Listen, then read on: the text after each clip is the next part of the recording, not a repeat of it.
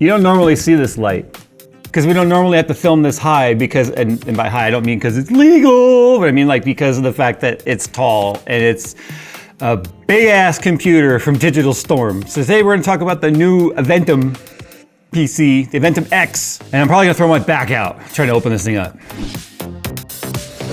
The XG2736 and the XG2536 gaming monitors from Viewsonic feature 240Hz default refresh rates, 1 millisecond response time mode, and industry-leading 0.5 millisecond moving picture response time modes that are ideal for gamers demanding a competitive edge. Designed with eSports in mind, these XG monitors feature fully adjustable and low-profile footprint stand for optimal viewing distance that professional gamers demand. To learn more about the XG2736 1440p and XG2536 1080p competitive gaming panels from Viewsonic, follow the link in the description below.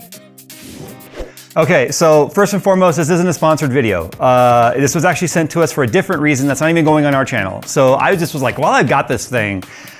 I want to open it up and I want to see, ow, that's a blade on my finger. Okay. You haven't even touched the box yet. Ow, I did it again. Okay, so this is the Aventum X. This is like their top tier custom bespoke PC that you can go into the configurator and sort of configure however you want. So we've looked at one of these before in the past. I want to do some thermal testing on it because I've always had some questions about the way they do their chassis design because it is a custom chassis, and I'm just curious as to how well it works. But I got to get it out of the box first. If I had to guess the weight on this, 125 maybe or more, so you can convert that to stones or chickens or goats or whatever other type of measurement you use. But I'm gonna try and get it out of the box now, and I'm thinking I'm just gonna take the box off of the PC. Like I said, this is not a sponsored video. It's just I wanted to open it up and share with you guys what a $6,100 PC looks like.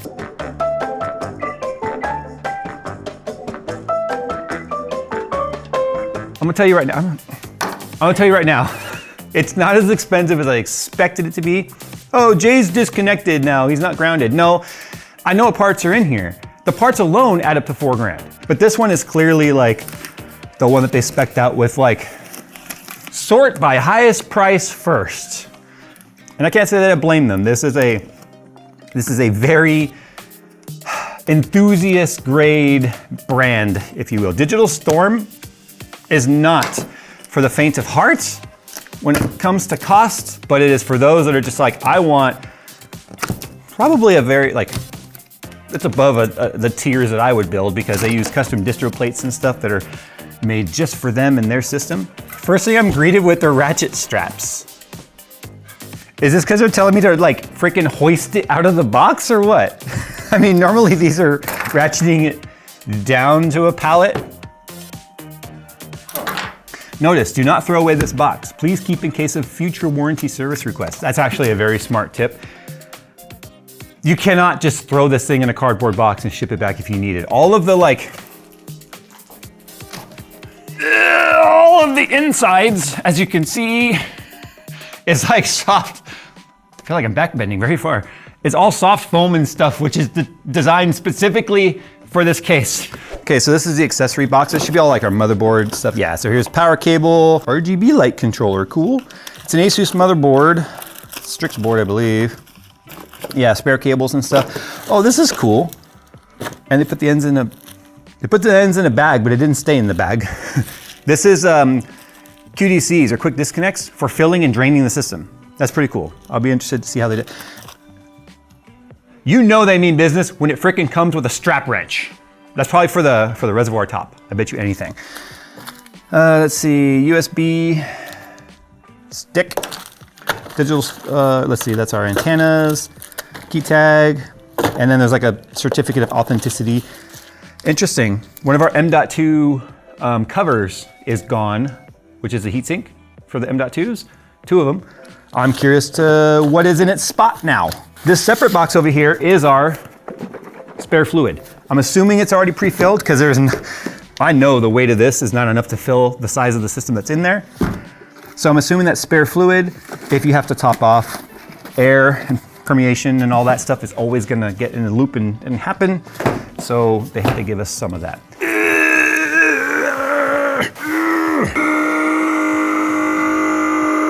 It says 2-man lift on all this. I'm the size of 2 men, so giggity giggity. Super J. I have a feeling I have to untape the bottom too and then like push it out. If It's like giving birth. Yeah.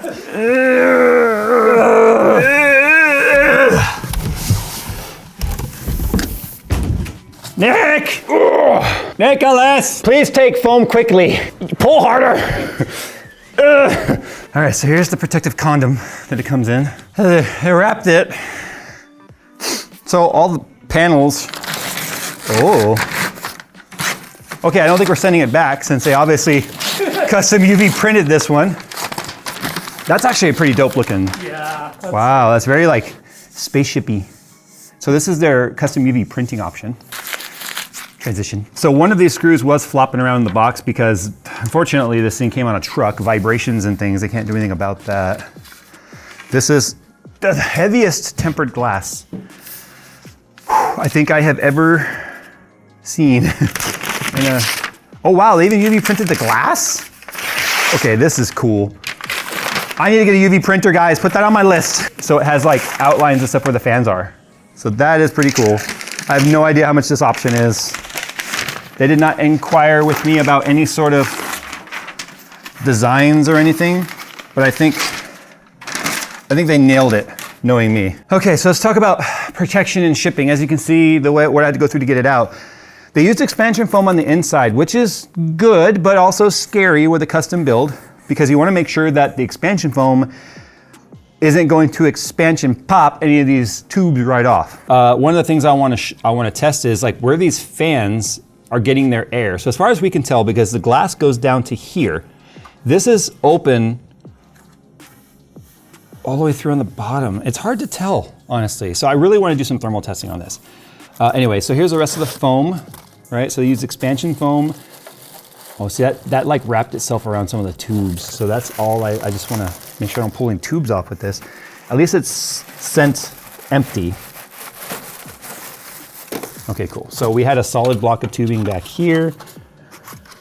It has a Digital Storm logo on the CPU block, but as far as I can tell, these are Alpha Cool blocks. So I know the GPU block for the 4090, which it didn't say which 4090 it is. I don't know if it's a Strix. I don't know if it's gonna be like a TUF. So they have built like a fort of foam around the tubing.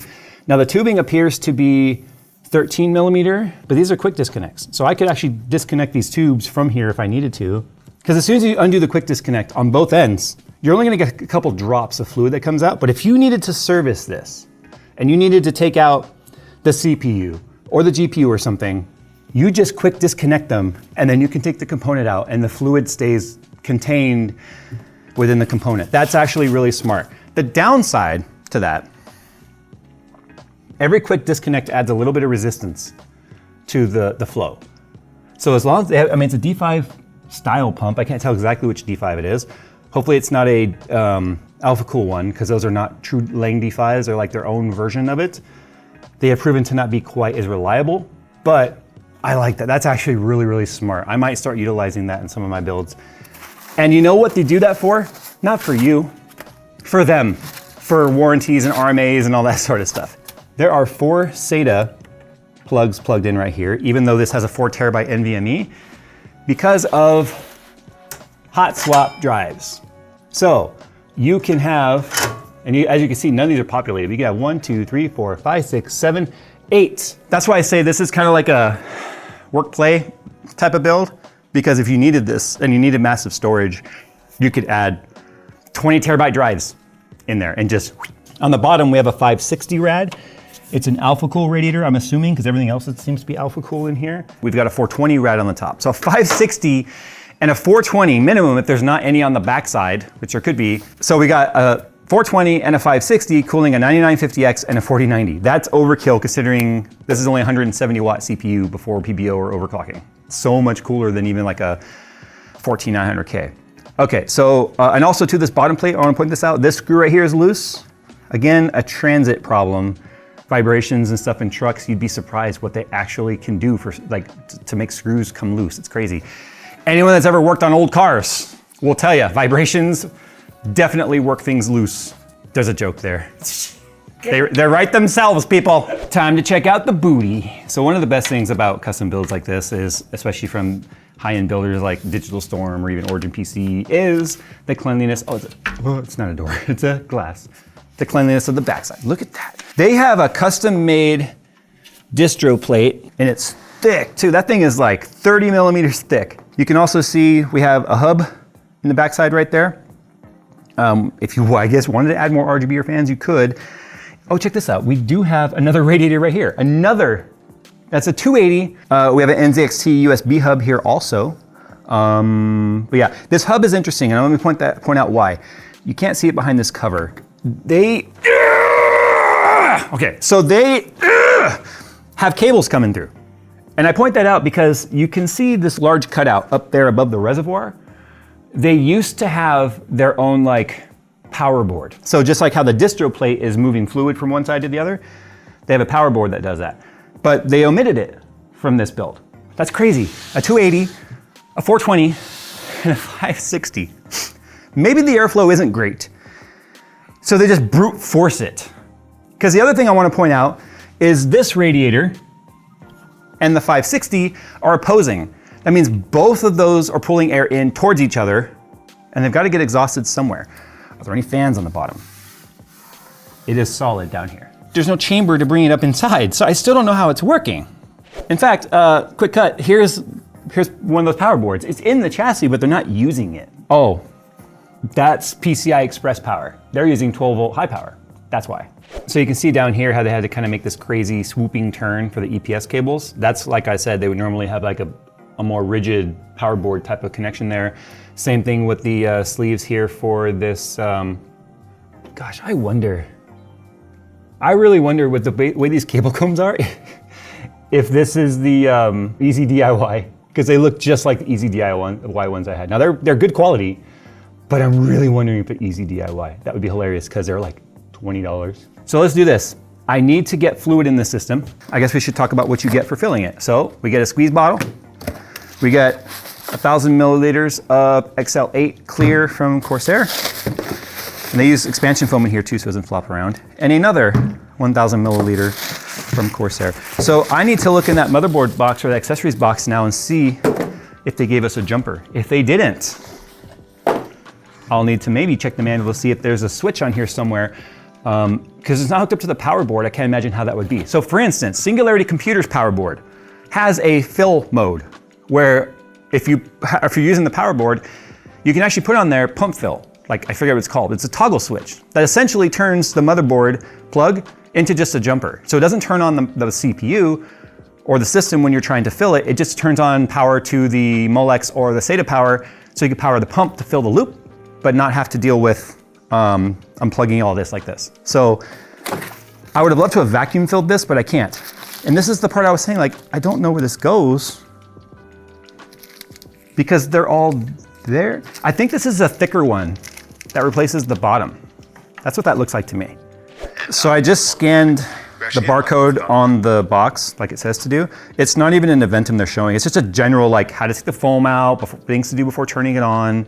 So they did not provide us a jumper. I would absolutely prefer not to turn this on while filling the loop because a lot of air, it'll take time to push a lot of this air out. Although we have a very tall res, it's near the top of the loop, top enough to where the radiators on the bottom will have to fill. So we're gonna have to get enough fluid, which is this only holds about 700 and maybe 700 milliliters, if that. No, I take that back, 250 milliliters. It's a 250 mil res. We've got the surface air, the volume of a 560 by at least a 30, maybe even a 40, and a 280 by that same volume of thickness that has to be filled before it would ever make its way back up to the top or to that distro plate to come to the CPU. So that's a lot of time. That's a lot of time that the CPU will not be getting cooling and on. I'm not comfortable with that. So minus mark for Digital Storm not providing a jumper in this and teaching people the proper way of doing this, which is unplugging the 24 pin and doing a jumper. So we shall now do it the J way. So I think it's important to note this is fresh coolant. It's not like it's something that they drained out and poured back in the bottle. That's good too, because it means it got the system got a little bit of a flush. If there was any particulate matter in there, it would have come out hopefully with the previous drain. Although I'm really curious as to how they drain this thing because we have those tubes and we can't figure out where they're supposed to go. There's no drain tube or anything that I can see anywhere. Yeah, we have a front intake fan right here. Again, that's right behind solid panel So it can pull in through these vents, but anyway, I digress. So at least it helped a little bit with getting some of that particulate matter out that could have been left in the rads. I didn't need the strap wrench. The top was not as tight as I feel like it should have been, but it was also shipped empty, so who cares? Take your squeeze bottle. Don't squeeze. I have a habit of wrenching down on it, and when you go to turn the lid, you grab the bottle tighter, it jizzes everywhere. So you don't want to do that. Just a little squeeze. Now keep in mind, I want to point this out real quick. These lids don't always seal the best. So make sure you get that nice and tight, because sometimes it'll want to squeeze out through there. And then as you're filling it, you're dripping it down all over the place. So you don't want to be dealing with that. Now I'm not turning this on until I get as much fluid as I can in the reservoir. I don't want the pump to run dry, not because of pump health, but because once air makes its way in there, it could be a pain. There goes some air. It could be a pain in the butt to get it out. Okay, we got flow. All right, look at that. So it's gonna take a minute for all the air to get out of this. So I'm gonna let this run for a little bit. Fill it up to the top, put the cap back on, and then we're gonna start our lifting workout, because we're gonna tilt and tip and try and move some air out of this thing. And the screw, apparently. Cool. A random screw came off somewhere. There it is. Found it. Where'd you come from? Well, we're gonna let this run for like 15, 20 minutes, get as much of the air out as possible, because if I'm gonna do a thermal test on this, it needs to be fair. It needs to be fully purged and getting all of the efficiency of the rads that it can. So this right here is a lighting hub, actually. As you can see, none of these are fan headers. Actually, those are fan headers. But they have a JST plug for RGB. And this is what all the case lighting is plugged into, like all the Digital Storm logos and stuff. So you can hit the off switch to turn that off. The Corsair fans are not listening because I am fairly certain they're hooked up to a Commander. These are not, these are not IQ. I can tell because the wiring in the hub is right there.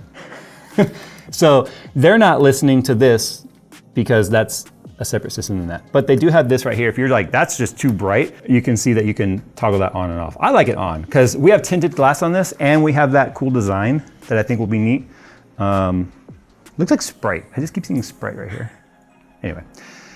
Okay, so yeah, I think we've gotten to the point to where we're gonna be able to do some temperature checking on this soon. Last point about this, I finally figured it out using my average size brain. This is the replacement cover for the bottom, but if you put this in there, then you cannot put a graphics card in the bottom 16X slot. So you could order this system with two 4090s if you wanted, for productivity reasons. If you were doing like AI dev stuff, GPUs are very important for that. And people will throw multiple GPUs in a system for that purpose. Now for gaming, SLI is dead, but if you put a second graphics card in there, the height of this will interfere, whereas you can see it's right below the slot. It's upside down, so on this case, it's above it.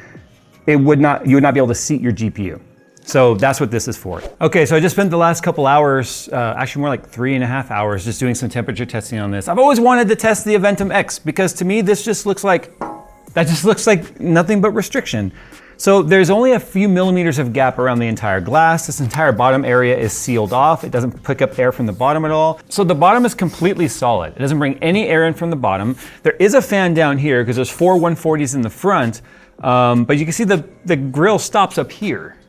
So it's fighting for any air it can get that these haven't already taken. So the grill should have at least continued all the way down. But even then it doesn't matter because both these radiators are pushing in from against the glass, which means all you'd be doing is feeding fresh air to the air that's already gone through the rads. And then it just has to sort of push that air out the back. There's a vent in the back. It's just not a good design. And the temperatures are gonna show that. So the crazy part is, this is the Aventum X. They have an Aventum Pro that they use for like workstation builds, because they offer builds that are up to tens of thousands of dollars for like any kind of high compute use case that you can think of. Guess what those have? A glass panel that stops here, swings open, and the bottom is all mesh. That's what this needs. So it's almost like they're just brute forcing temperature by having a 560, a 280, and a 420. Also too, they need to fix their website. Their website shows that you can have a 560 on top. There's no 560 up there. There's little distro plates and obviously our drive and my fingerprints everywhere, but there's the drive cage and stuff there. So there's no 560 on top. They need to fix that. All right, let's go and talk about the temperatures and stuff. Let's go ahead and start with CPU. So the 3 ways that we did this was OCCT, 20 minutes, which is just doing its extreme test. We did it with glass on default fan speed. It is using the motherboard headers for fan speed, not IQ, even though they are Corsair fans. So they can be set up with the motherboard algorithm of how you want the fans to react. So we left that at default. Then I did glass on, leaving the glass panels on, front and rear, and I put the fans to 100%. And as you can see, there's a little bit of a difference in temperatures, but not much, which would go to 100%. And then we did glass off 100% on fan speeds. Now, taking the glass off obviously gave us the best temperatures right at the start. As you can see, the yellow line is below the rest. There's this hump in the middle. That's just because of the different types of tests that it runs. But as you can see, while everything else sort of continued climbing, like glass on 100% actually was lower than glass on default for a bit there, but it caught up at the end of the test because of saturation. As the fluid starts to get warm, it's going to become less effective because it's more saturated with heat, which means less heat can leave the component, which means the component heats up over time. A big loop like this takes longer to reach equilibrium. And to be fair, my 20-minute test was flawed because, as you'll see with the GPU, the temps continued to climb even at 20 minutes. So I should have done it for like an hour. I'm also kind of an idiot and forgot to change a chart because when it comes to frequencies, I did log those. I just forgot to save the export of the chart data. Anyway, the clock frequency was identical. There was no change at all. And the reason for that is the fact the CPU wants to go to 95C. We talked about this when the 7000 series was new. People were freaking out over the fact that the 7950X was reaching 95C out of the box no matter what cooler you put on it. And that's part of the way that the boost algorithm works with AMD CPUs. So it wants to hit 95C. Now the fact that we didn't hit 95C means that at least this giant loop, which is being choked off, most of it's being choked off, is doing something. Keep in mind, the 420 rad on the top is about the most effective radiator in this entire loop because it's getting fresh-ish air from the front fans, although they have to pull from this. There's not a lot of space between the front of the blades and where you hit the front panel, and it has to pull in air from the sides. So that 420 rad is actually doing most of the heavy lifting when it comes to cooling down the CPU and the GPU, even though it has massive rads underneath it. Okay, so this is where I talked about the fact that heat soak on the loop was becoming a thing because, as you can see in my 20-minute default glass on test, the chart was still climbing at the end of 20 minutes, and that's crazy. What's also crazier is the fact that we have a stock speed RTX 4090 with this much radiator surface area reaching over 82C on our hotspot and over 65C approaching 70C on our GPU edge temp. That's air-cooled territory. That is an air cooler right there. Okay, so putting the fans to 100%, as you can see, it helped. Not really. And what I mean by that, it's odd because when you compare the fan 100% chart to the fan not 100% chart, it's actually a little warmer overall. And that's the thing that doesn't make sense to me. The only thing I can think is it's creating some sort of a weird, sort of a turbulent effect in there that maybe the air is not, maybe when the fans are moving slower because there's less air reaching it, it can sort of just coax that air in. But when the fans are going full blast, it's almost like it's causing a vacuum issue almost. Because what I notice is when the fans go full speed and I put my hands near them, I feel a lot of backsplash coming off of the front of the fan, which is odd. That tells me there's a lot of restriction on the backside. So I'm wondering if we were getting some sort of a weird splashback effect where some of that hot air was just sort of being more recirculated through itself by speeding up the fans. Now without doing our smoke test and stuff, I can't really validate that. I don't have time to do that today. It's not a full review of this. I just wanted to do some dirty temperature testing to see what happens. So going 100% for the GPU didn't help it, honestly. Now, when we take the side panel off on both sides, remember there's a fan on both sides, so both side panels come off, it is pretty eye-opening on what happens to the temperatures. Not only are they well over 10C, approaching 15C cooler on the hotspot as well, it's flat. Once we start the test, you can see it shoots up to that starting temperature. There's only so much effectiveness you can get when you shoot a lot of voltage to the die suddenly and it goes up in frequency. It's gonna shoot up in temp no matter how good your cooling is. But the question is whether or not it's gonna keep climbing. And as you can see, it is flat. Both hotspot and edge temp or junction temperature are completely level. There's no climb in it whatsoever. And every time you see this dip, it's every time Port Royal restarted. So it is an RT test. So the fact that we're running the RT cores means we're pushing as much heat as we possibly can. It wasn't climbing. Now our hotspot temp was only like 2C hotter than our junction temperature with the glass on. That's not good. That's a lot of cooling you paid for that you're not getting the effectiveness of simply because of the fact that we chose to put pretty glass. You know, who would have thought that doors make terrible windows? Or solid doors make terrible screen doors? That's what I was trying to say, something like that. Who would have thought a solid piece of object would obstruct airflow? Yeah. Okay, what about the temperature or the frequencies? Well, to be honest, the frequencies are not affected greatly. So I had to zoom in this chart that you guys are seeing right now just to show you the differences. What we were seeing was 1 or 2 boost bins. Now, as you can see with the blue line, we had a couple of boost bins that dropped. There's only 1, 2, 3, 4, 5, 6, 7, 8, 9 times it dropped below the 2775, and a couple of times it went 1 boost above that.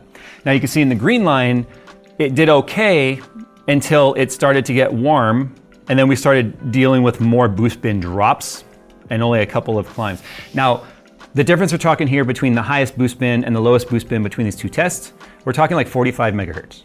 So although it's not a great deal, it's also not going to, at the end of the day, you would not be able to notice a real difference between that 45 megahertz, whether you were playing games and didn't have an FPS counter on. You wouldn't even see a difference in FPS with 45 megahertz. But, yes, big asterisks. I didn't let it climb as hot as it was gonna get, so we could have continued to see boost bin drop. So this was only 20 minutes. It realistically probably needed an hour to fully reach equilibrium. So I would love to see Digital Storm stop selling the solid glass panel altogether and have all of these Aventum chassis use the swing out glass door and the mesh panel bottom. What is the point of having this? This is just simple physics. It's a gripe of mine. Now here's the thing. At the end of the day, you could say, but Jay, the frequencies and temperatures and everything weren't affected. Then you don't need a $2,000 cooling loop, because the thing I said earlier in this is that it was like $6,100. I was wrong when I used the builder thingy. I didn't choose the materials that they used, which put it up to, before discounts, like $8,500. This one as configured, I think was about $7,500, or also known as a 2007 Civic. Anyway, there you go. I have no doubt this has been discussed. I also have another suggestion for Digital Storm. There is zero documentation about how to set this thing up, or how to fill up your reservoir, or how to do it safely, or even what to do at all. Your support forums have posts from 2013 with some of the latest ones just saying, go to our Discord. And your Discord is just full of people saying, call customer service. That's not, look, when you're charging any number that starts with an 8 and has 4 digits in it, I think the supporting documentation should support the level of premium that you're charging for this. Digital Storm's been around a long time, and they've been around a long time for a reason. I'd also like to know why it's $900 for the 14 Corsair fans that are in here. That was a $900 add-on. So there is a premium price tax on anything you select on this. So I already showed that the total cost of parts that we chose in this, minus the cooling loop, was about $3,960 is what it came out to on Amazon. We got $4,000 worth of question marks on exactly what costs what. So I know this loop is easily, with all those quick disconnects and stuff, quick disconnects aren't cheap. These are probably Corsair fittings and such. With the block and the CPU block and the reservoir and the radiators and your custom distro plate, the top one and the back one, I'm gonna be conservative actually and shoot a little high and say you probably have about $1,000 to $1,200 worth of cooling loop in there, which means we have about $2,800 for chassis, which needs a redesign. The side panels need to be back to the mesh ones, or at least go to the mesh ones, and labor. There's a lot of labor that goes into building this, so I'm not discounting your labor. So anyway, this is not a crap on Digital Storm, it's just we should maybe come up with a new side panel, even that could be an upgrade to other people that already have the Aventum. Yeah, I know that the one with the swing out door has hinges and stuff that don't exist on this, but what if you had designed a panel that screws in the 4 corners just like this, where it's solid glass on the top, and then maybe it has a frame underneath that glass that is mesh. But that would be a neat upgrade for anyone that has an Aventum X and is like, I want maximum cooling. So I don't know why you couldn't have a steel frame made and then the glass gets attached to the steel frame and then this is mesh material that matches the rear down here. It's easy to say it, doesn't mean it's easy to do it, but that's my suggestion. All right, thanks for watching, guys. Sound off in the comments below. You know what? Why don't you go to our Discord to discuss it? Jay's 2 cents. Actually, it's discord.gg/Jay's 2 cents. Discuss it. Like, even the computer's going,